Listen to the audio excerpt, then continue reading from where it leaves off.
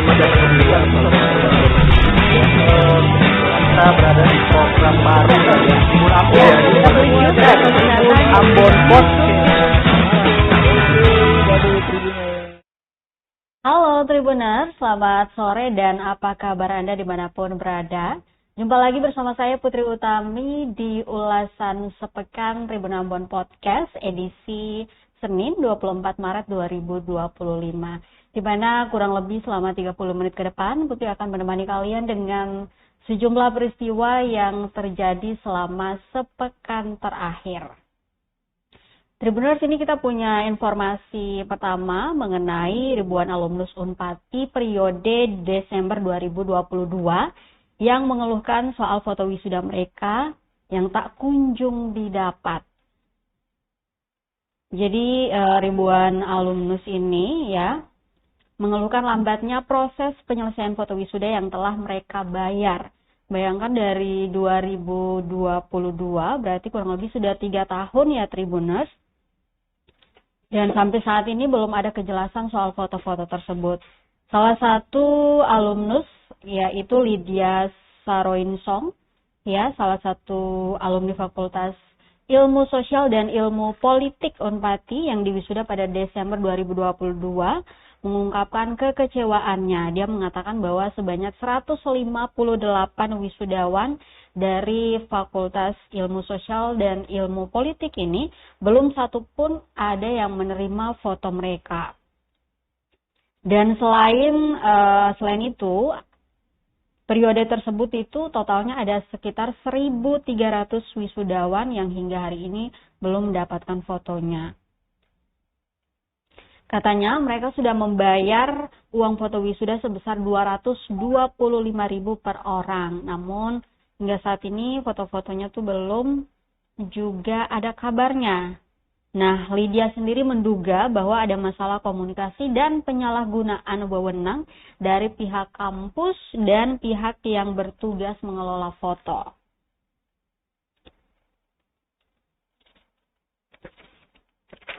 Dan saat berita ini diterbitkan oleh Tribun Ambon, sempat juga ada klarifikasi dari pihak kampus dan pihak kampus pun berjanji akan mengembalikan uang dari ribuan alumnus ini. Namun hingga saat ini juga masih belum ada kejelasan kapan tepatnya akan dikembalikan ya Tribuners.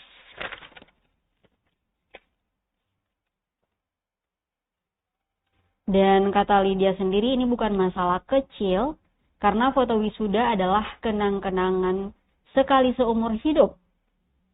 Dan hingga hari ini baik pihak Rektorat Unpati, IKAPATI dan Humas maupun Patimura Kreatif masih belum memberikan kejelasan dan seolah-olah tutup mata dan telinga.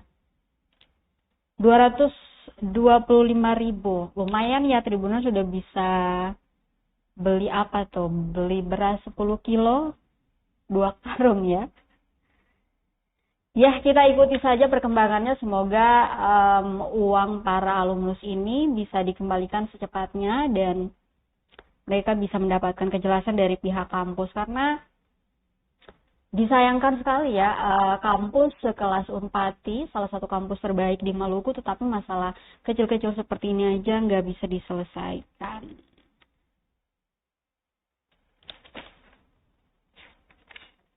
Oke Tribuners, berikutnya kita punya informasi soal minyak kita kemasan 5 liter di Tanimbar, Maluku yang hanya berisi 3,72 liter. Jadi personal Satuan Reserse Kriminal atau Satreskrim Polres Kabupaten Kepulauan Tanimbar yang tergabung dalam Satgas Pangan Kabupaten Kepulauan Tanimbar menemukan dugaan kecurangan dalam penjualan minyak goreng subsidi merek minyak kita. Nah, penemuan minyak kita yang tidak sesuai dengan ukuran seharusnya itu Tribuners memang awalnya itu diketahui di Kota Bekasi sehingga beberapa pihak di daerah-daerah lain pun melakukan sidak begitu ya. Nah, dan ternyata di KKT ini ditemukan bahwa juga minyak kita kemasan 5 liter itu tidak sesuai dan hanya berisi 3,72 liter.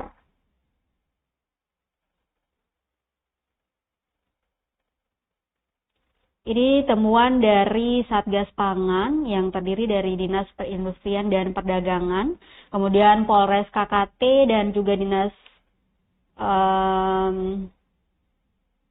Disperindak Kota Kabupaten Kepulauan Tanimbar. Ini Tribunnews melakukan pengecekan label kemasan dan isi minyak goreng itu pada hari Selasa 11 Maret 2025 lalu.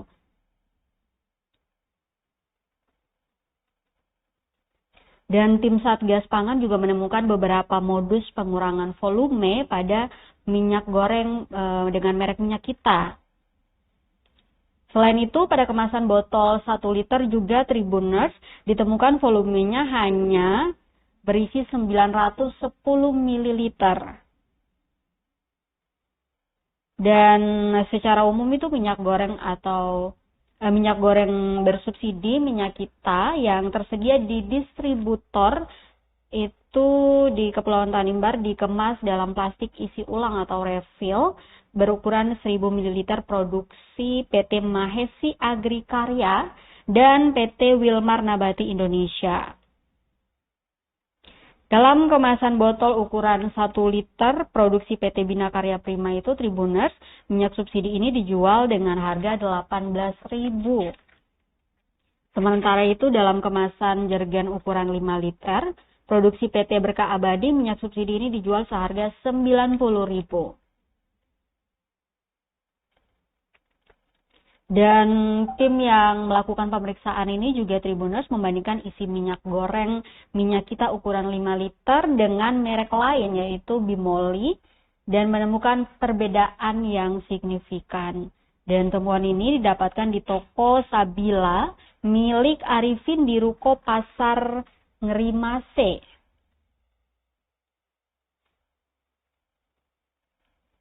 Tim pun kemudian menemukan stok sekitar 200 karton dengan setiap karton berisi 4 jerigen. Lalu personel Tribunnews kembali melakukan wawancara dengan pemilik toko Hafiz, Saudara Hanudin, yang bersangkutan juga mengaku bahwa dia ditawari oleh Saudara Agus Kurniawan yang berdomisili di Surabaya. Selain mengecek temuan tersebut, Tribunnews tim juga melakukan pengecekan ketersediaan stok bahan pokok penting lainnya pada distributor di wilayah Kabupaten Kepulauan Tanimbar. Nah, bahan-bahan pokok ini memang sepertinya harus rutin juga ya Tribunnews dilakukan pemeriksaan seperti ini karena banyak sekali keluhan dari masyarakat itu. Seperti contohnya ada beras juga ya yang katanya 5 kilo tapi sepertinya tidak seperti beras 5 kilo yang dulu, katanya lebih sedikit. Jadi semoga saja kalaupun ada pengurangan volume bisa segera ditindaklanjuti. Karena sayangnya orang pada beli mahal-mahal apalagi di bulan Ramadan seperti ini tapi volumenya tidak sesuai dengan apa yang ditulis begitu. Next Tribunnews kita punya informasi mengenai Wali Kota Ambon Bodewin Watimena ya yang menghadiri Panas Gandong Negeri Rutong dan Rumah Kai dan ini harapannya.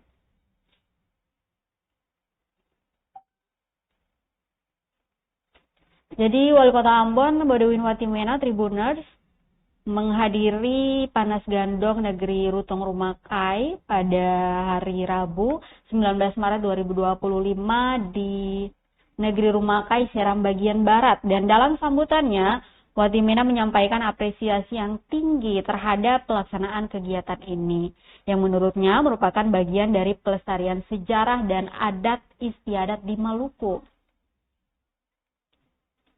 Katanya beliau memberikan apresiasi kepada panitia yang telah menginisiasi acara ini karena Panas Gandong atau Pela merupakan warisan para leluhur yang harus dijaga dan terus dipelihara serta dilestarikan sebagai bukti bahwa orang tua kita hidup baik dan menghargai hubungan, apalagi hubungan saudara satu kandung, supaya anak cucu tidak lupa katanya. Dan dijelaskan juga bahwa dulu panas gandong dilakukan guna menghargai hubungan darah. Maka di masa kini menurutnya makna tersebut harus dapat lebih dikembangkan. Dan dalam kegiatan itu juga Tribuners Watimena mengakui bahwa tidak hanya negeri Rutong Rumah Kai yang akan menjalin kerjasama sesuai potensi masing-masing. Namun pemerintah kota atau Pemkot Ambon juga akan menjalin kesepakatan kerjasama antar wilayah dengan pemerintah Kabupaten Seram Bagian Barat atau SBB. Dan beliau juga menambahkan bahwa kesepakatan tersebut sebagai payung untuk implementasi kesepakatan yang lainnya yang lebih luas di berbagai bidang.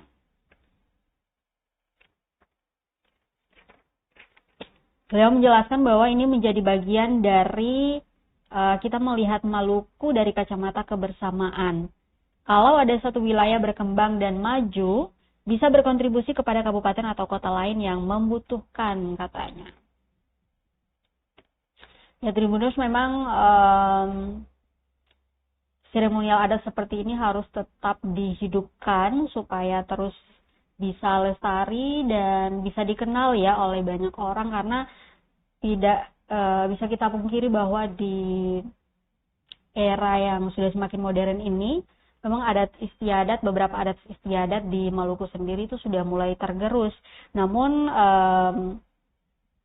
adat panas gandong yang dilakukan oleh negeri Rutong dan Rumah Kai ini memang kalau kita lihat dari tahun sebelumnya memang selalu rutin digelar.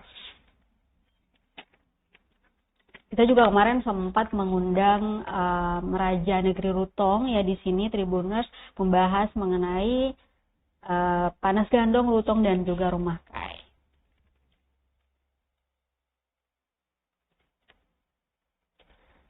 Berikutnya Tribuners, kita punya informasi soal pengiriman paket kepala babi ke kantor redaksi Tempo yang baru-baru ini cukup menggemparkan ya Tribuners, khususnya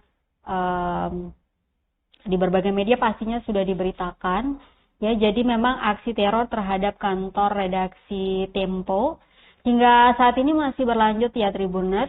Kalau sebelumnya di hari Kamis itu ditemukan paket berisi kepala babi.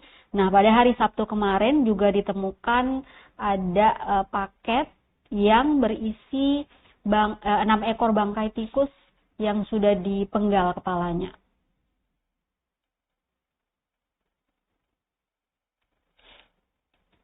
Jadi Tribuners, paket berisi kepala babi itu diketahui dikirim pada hari Rabu ya, lalu baru dibukanya itu keesokan harinya di hari Kamis, dan paketnya sendiri itu ditujukan kepada salah satu jurnalis Tempo Des Politik dan juga host siniar bocor alus politik Tempo ya, yaitu Kak Cica.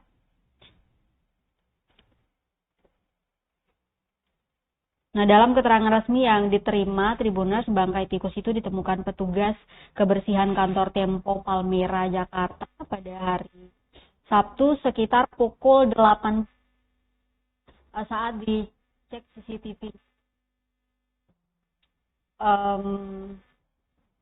Paket tersebut itu di jam 2 dini hari. Dan saat dibuka memang terlihat ada 6 ekor tikus yang sudah dipenggal kepalanya. Nah, awalnya petugas kebersihan Tempo yang membukanya itu menduga bahwa kotak kardus yang dibungkus dengan kertas kado bermotif bunga mawar tersebut merupakan atau berisi mie instan, karena bentuk kotaknya itu agak sedikit penyok dan tidak ada tulisan apapun di sana.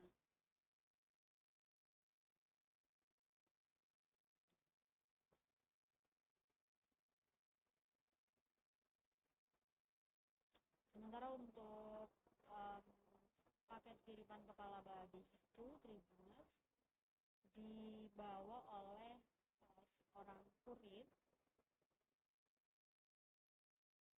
pada tanggal 19 Maret lalu. Ini pimpinan redaksi Tempo, Setriasa, mengatakan bahwa kiriman bangkai tikus semakin memperjelas teror untuk redaksi Tempo.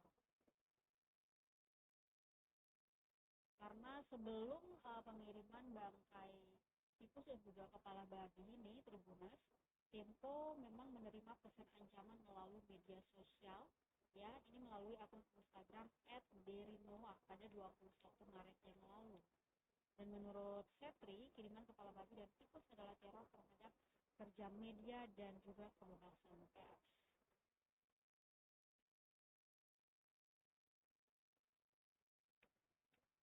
Katanya, pengirimannya dengan sengaja meneror kerja jurnalis. Jika tujuannya untuk menakuti, kami tidak gentar tapi stop tindakan politik ini, katanya. Dan peristiwa ini sendiri Tribuners sudah dilaporkan ya ke Markas Besar Polri untuk ditindaklanjuti, dan memang Tempo sendiri mendapat dukungan dari berbagai pihak ya, dari masyarakat juga banyak yang memberikan dukungan terhadap Tempo.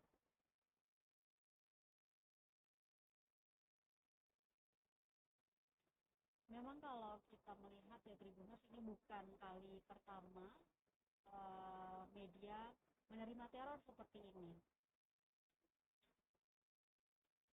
Karena kalau kita lihat memang Tempo adalah salah satu media yang sangat kritis, jadi sudah tidak heran lagi kalau mendapat teror seperti ini, tapi memang sangat disayangkan ya Tribuners.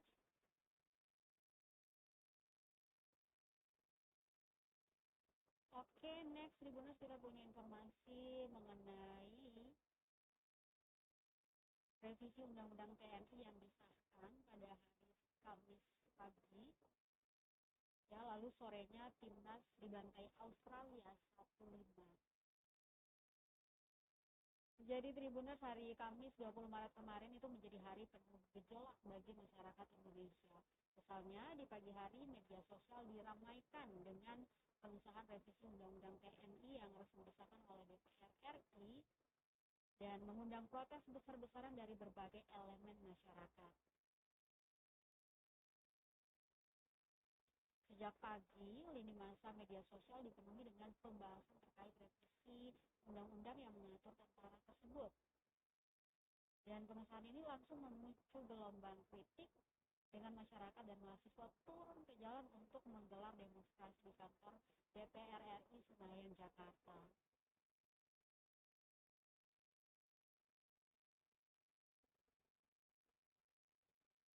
Memang pada saat disahkannya undang-undang TNI ini Tribuners, berbagai aksi dilakukan ya, ini salah satunya di 2 titik, yakni gerbang utama dan gerbang Pancasila, dengan tujuan menolak revisi undang-undang TNI.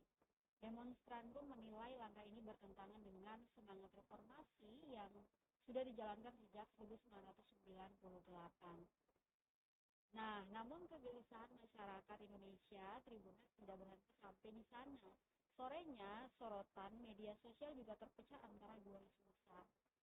Sebagian masih fokus pada polemik TNI, sementara sebagian lainnya merasa kecewa dengan hasil pertandingan timnas Indonesia di kualifikasi Piala Dunia zona Asia.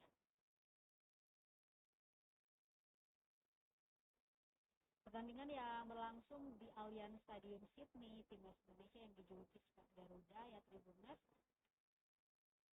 kemarin tampil cukup mengecewakan para penggemar ya, dengan skor yang sangat jauh yaitu 1-5.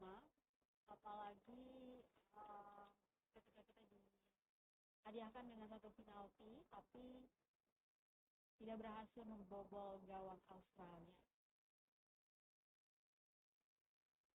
Dan kekalahan ini juga menjadi tamparan ya Tribuners bagi harapan masyarakat Indonesia yang sudah kecewa dengan pengesahan undang-undang TNI di pagi hari. Jadi double tuh kecewanya.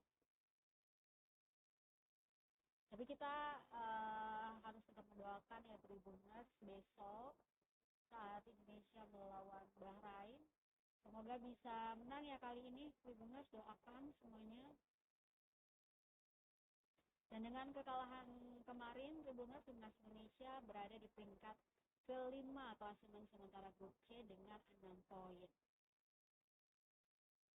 Dan skuad Garuda juga masih memiliki 3 pertandingan tersisa untuk berjuang masuk ke Piala Dunia 2026 dengan minimal finish di posisi kedua grup.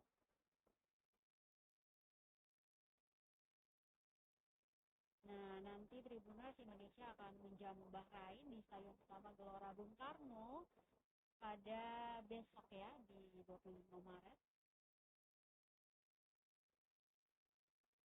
Dan tentunya masyarakat Indonesia berharap agar timnas bisa bangkit dan memberikan hasil yang lebih baik untuk menghapus kekecewaan yang terus mengganggu.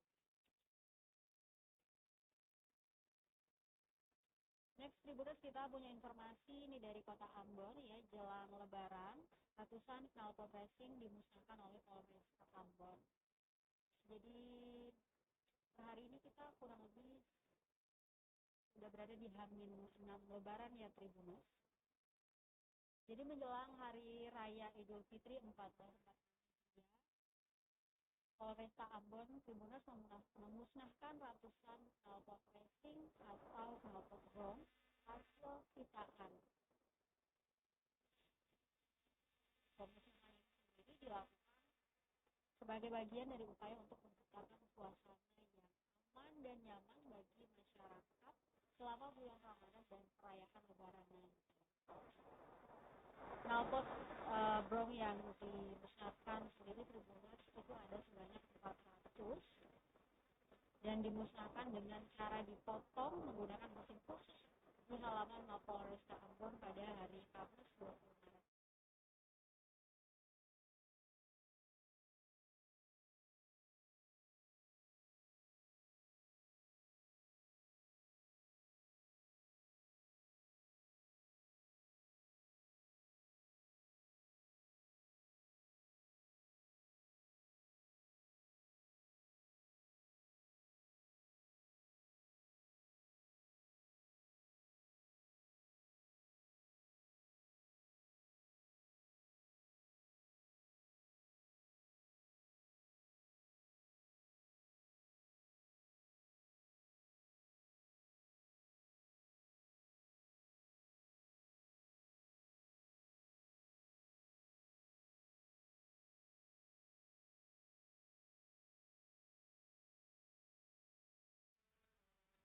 Nah, pemusnahan ini sendiri Tribuners dipimpin langsung oleh Kapolresta Ambon, Kombes Pol Driano Andri Ibrahim, dan disaksikan oleh Forkopimda Kota Ambon.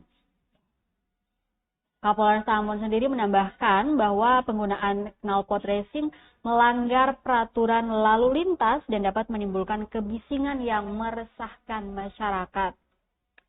Jadi Tribuners yang punya knalpot bronze kalau bisa segera diganti. Jangan tunggu disita dan dipotong oleh Polresta. Dan Kapolresta Ambon sendiri berharap ya Tribuners dengan pemusnahan ini masyarakat dapat lebih tertib dalam berlalu lintas dan menghormati hak orang lain untuk mendapatkan lingkungan yang nyaman. Dan kemarin Tribuners selain memusnahkan ratusan knalpot racing, Polresta Ambon juga memusnahkan sekitar 1.745 liter minuman keras tradisional jenis Sopi dari hasil sitaan.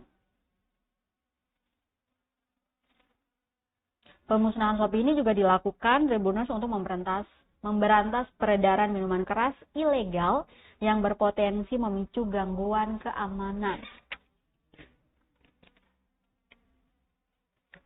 Nah, ini next Tribuners kita punya informasi juga ya mengenai Pemkot Ambon yang gencar menggelar pasar murah. Simak waktu, lokasi, dan juga harganya. Nih buat ibu-ibu nih khususnya, jangan lupa dicatat ya tanggalnya. Jadi kegiatan ini Tribuners digelar melalui Dinas Pertanian dan Ketahanan Pangan, Dinas Perindak dan Dinas Perikanan guna menjaga stabilitas pasokan dan harga pangan menjelang Lebaran. Karena mengingat hari raya udah semakin dekat dan daya beli masyarakat kota ini kan meningkat menjelang Lebaran. Jadi ini merupakan kerjasama dengan Perum Bulog kantor wilayah Maluku dan Maluku Utara dan juga distributor untuk dapat menyediakan bahan pokok yang dibutuhkan untuk keberlangsungan program ini, kata Kepala Dinas Pertanian dan Ketahanan Pangan Kota Ambon, Muhammad Abdul Aziz pada Jumat kemarin. Nah, diketahui Tribuners, program ini akan berlangsung selama 3 hari, yaitu hari Senin hari ini, 24 Maret, di halaman Masjid Al-Rauf Wara, Negeri Batu Merah. Kemudian nanti besok hari Selasa 25 Maret di halaman Masjid Ar-Rahman Pandan Kasturi Tantui. Dan lusa hari Rabu 26 Maret di halaman Masjid Nurul Hijrah Desa Nania yang akan dimulai pada pukul 10 pagi sampai selesai.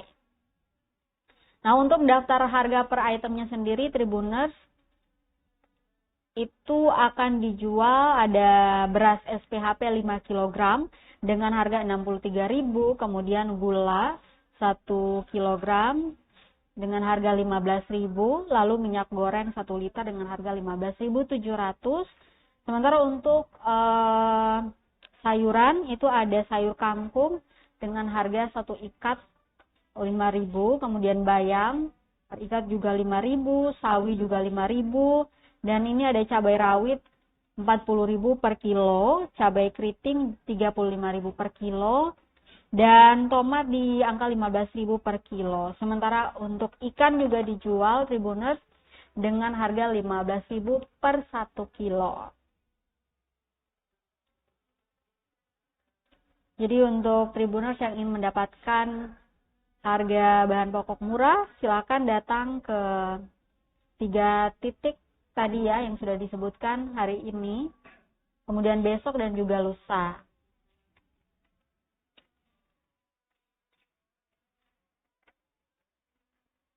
Berikutnya Tribuners, ada informasi mengenai aktivis kampus geram, pungli potong rumput Unpati langgar hukum dan etika pendidikan. Lagi-lagi Tribuners. Ini kondisi Stadion Sepak Bola Universitas Patimura Ambon yang memprihatinkan dan dugaan pungutan liar yang dialami mahasiswa memicu kecaman keras dari aktivis kampus pada Jumat kemarin. Ini salah satu aktivis, ada Syarif Renowat ya, selaku aktivis dan mahasiswa Unpati menyoroti masalah ini dari sudut pandang hukum dan etika dalam pengelolaan fasilitas pendidikan. Syarif menegaskan Tribuners bahwa pungli atau praktik pemungutan uang di luar ketentuan yang berlaku adalah masalah serius yang merugikan mahasiswa dan menghambat kualitas pendidikan.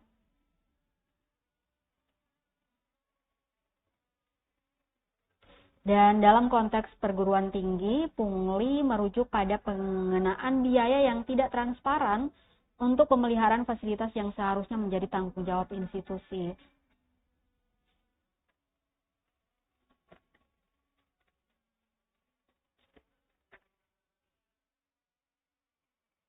Jadi Tribuners, sebelumnya ini mahasiswa Unpati ya saat itu memberitahu kepada pihak kampus untuk segera memotong rumput di area lapangan. Namun pihak kampus justru malah menyuruh mahasiswa untuk patungan dan menyewa alat potong rumput dan memotongnya sendiri.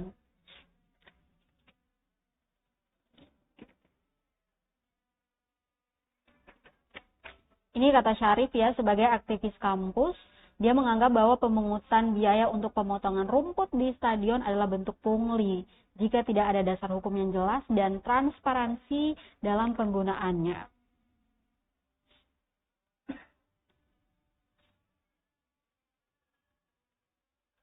Dan hingga berita ini diterbitkan, Tribuners, Tribun Ambon telah berupaya mengonfirmasi pihak rektorat, namun belum ada jawabannya.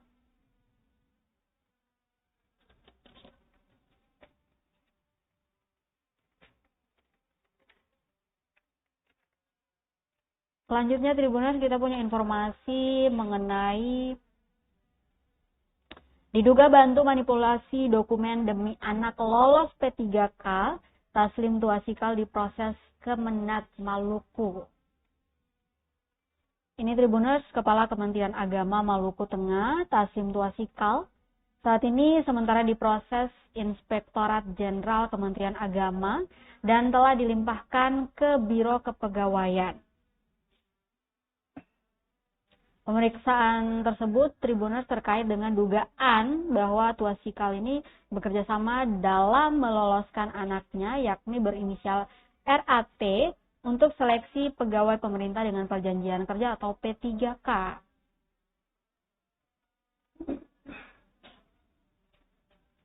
Sementara itu, Ketua Tim Organisasi Tata Laksana Kanwil Kemenak Maluku, Ismail Kaliki, mengatakan ada 7 pegawai yang tengah diproses terkait pelanggaran tersebut. Dan 2 diantaranya berasal dari Kanwil Kemenak Maluku, 3 orang dari Kemenak Maluku Tengah, dan 1 orang dari Kepegawaian SDM.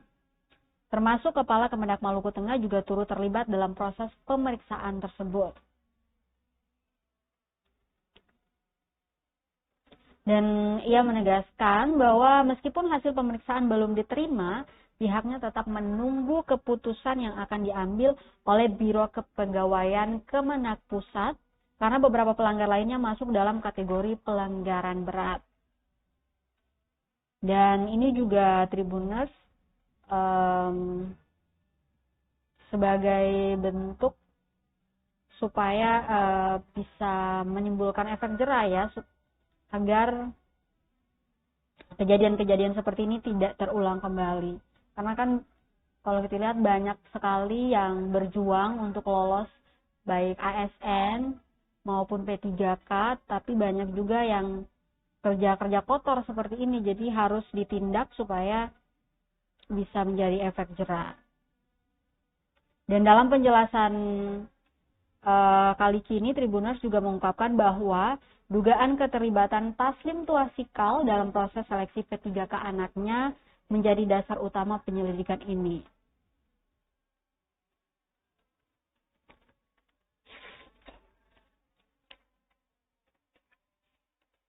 Dan diketahui juga Tribuners bahwa respon ini juga bagian dari respon saat aksi yang berlangsung di kantor wilayah Kementerian Agama Provinsi Maluku oleh belasan anak muda yang tergabung dalam Organisasi Inisiator Perjuangan Ide Rakyat atau Inspira Provinsi Maluku pada Kamis 22 Maret lalu. Di mana salah satu isu yang dibawakan ialah dugaan manipulasi dokumen dalam seleksi pegawai pemerintah dengan perjanjian kerja atau P3K di Maluku Tengah yang melibatkan anak dari Kepala Kemenak Maluku Tengah, Taslim Tuasikal tadi.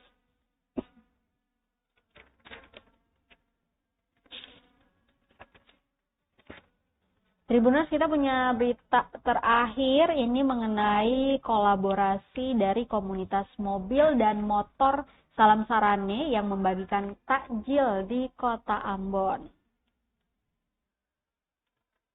Jadi 2 komunitas otomotif ya, Salam Sarane Garage atau mobil dan Mio M3 Salam Sarane motor berkolaborasi untuk menggelar aksi berbagi takjil gratis kepada masyarakat yang berlangsung pada Sabtu 22 Maret kemarin. Dan kegiatan ini juga berlangsung di beberapa titik strategis di Kota Ambon. Dan mereka berhasil membagikan total sekitar 200 paket takjil.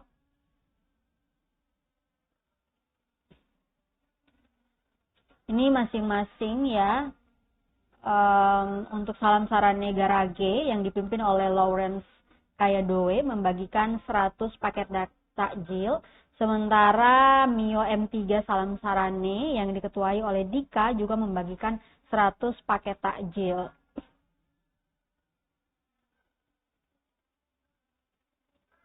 Lawrence Kayadoe ini Tribuners menjelaskan bahwa kegiatan ini merupakan bagian dari visi dan misi dari komunitas mereka.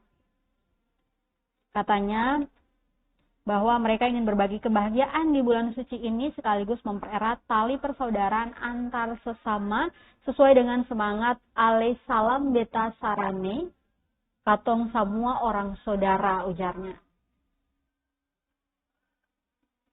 Dan senada dengan Lawrence Dika juga dari Mio M3 menambahkan bahwa kegiatan ini adalah wujud dari kasih sayang mereka kepada saudara-saudara Muslim yang sedang menjalankan ibadah puasa. Dan mereka berharap seluruh umat Muslim di Maluku dapat menjalankan ibadah puasa dengan aman, bahagia, dan sejahtera. Kegiatan ini sendiri Tribuners ya menjadi bukti nyata bahwa perbedaan agama tidak menjadi penghalang untuk berbagi kebaikan dan mempererat tali persaudaraan.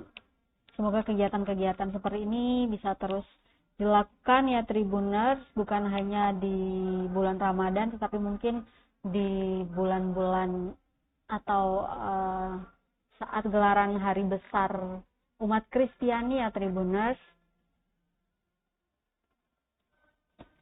Oke Tribuners, informasi mengenai pembagian takjil dari dua komunitas ini menjadi informasi penutup dalam ulasan sepekan edisi kali ini.